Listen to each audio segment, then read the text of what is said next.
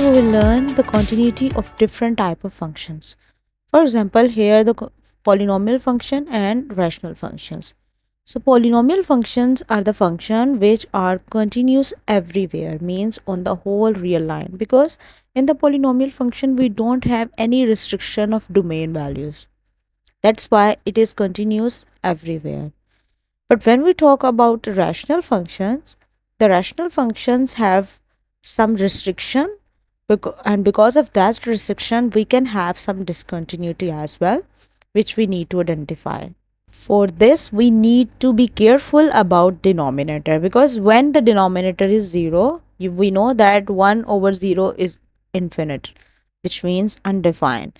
So that means we avoid to make the denominator 0, because that values makes the denominator 0 also the reason of discontinuity. So a rational function is continuous at everywhere where the denominator is non-zero and has the discontinuity at the points where the denominator is 0. So means the denominator 0 values makes the discontinuity. So here is an example. We need to find the values of x for which the function is discontinuous. And as we know that the function will be discontinuous because of the denominator. So let's see what x values for which the denominator is 0. If we put this denominator equal to 0 to find the values of x, we can factorize it by breaking the midterm, which can be write as x square minus 2x minus 3x plus 6.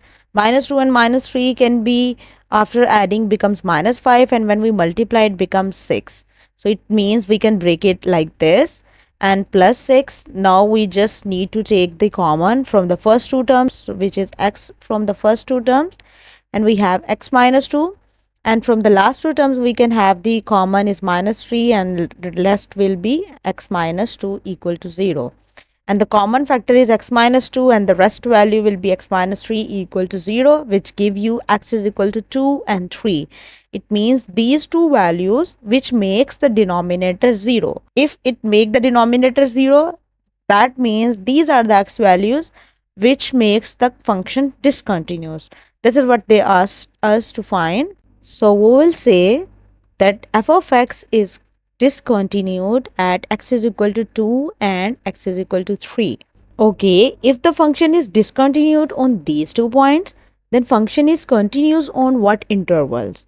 So look at the number line. On the number line, as we know that the point 2 and 3, on these 2 points function is discontinuous.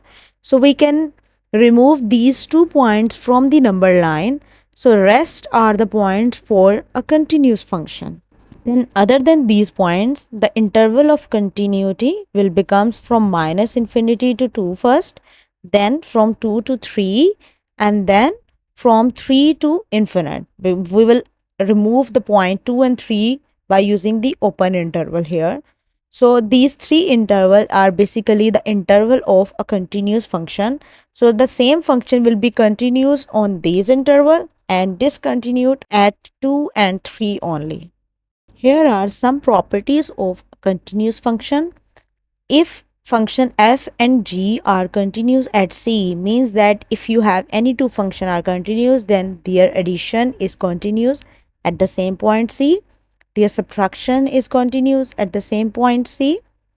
Their multiplication is continuous at the same point c.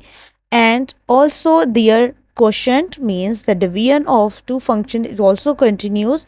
But there is a condition that denominator function should not be 0, because you know the denominator makes it undefined. We just learn it.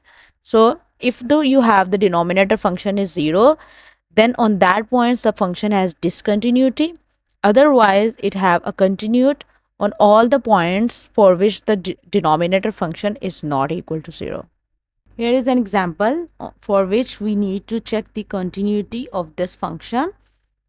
It's x mod or absolute function. So let's see how to find the continuity of this type of function. If we break this function, because this is absolute function, so it will break into 3 parts. The value of x mod will give you the positive. It use the positive values for which x on the right side, because the graph of absolute function is look like this. So when the function is on for the positive x-axis, we use the x value for which x is greater than 0. It can use the negative x values for x less than 0 because it's absolute function and we are breaking at 0 from the left side and from the right side of x values, and at the 0 it have the 0 value. So we need to check the continuity at x is equal to 0. That's why we break from 0. Now to find the continuity at 0, we use the same thing. First, f of 0 is defined or not. So as we know, the f of 0 is 0. So yes, it's defined. Second, we need to find the limit. But as it's absolute function, it's break into two parts for x greater than 0 and less than 0. So we find left limit and right limit both. And then check are they equal or not. So for first limit x approaches to 0 from left side, f of x, so we use minus x, and the limit when x approaches to 0 with using minus x, so minus 0, which is also equals to 0. And for the right limit, we use the limit x approaches to 0 from the right side, and we use this function is x only and plug the value on this function which give you 0. So if you notice that the left limit and right limit are same, this shows that limit of the function exists and which is equals to 0. You can see that the limit value and the function value at 0 both are same. All conditions are satisfied, which means that this absolute function is continuous at x is equal to 0. Now the continuity of composition function. So composition is actually if you have x value and apply a g function on it, it becomes g of x. And now use this g of x as an input for another function, f becomes f of g of x. First, we will find the limit of g of x and then plug into the f of x function. Let's say the limit value when x approaches to c for g of x function is, let's say, L. So it means now L is the value for which we need to check the continuity of f of g of x, means f of L. So we use this all three conditions, same three condition. Like a first condition is f of c should be defined, right? But here c will be considered as L, because that is another function limit. So f of L is defined or not. This is the first condition that we need to check. Second is limit when x approaches to c, f of L is exist or not. By keep in mind, this L is actually the limit of g function. So first we find that one and plug it here to find the limit of x approaches to c.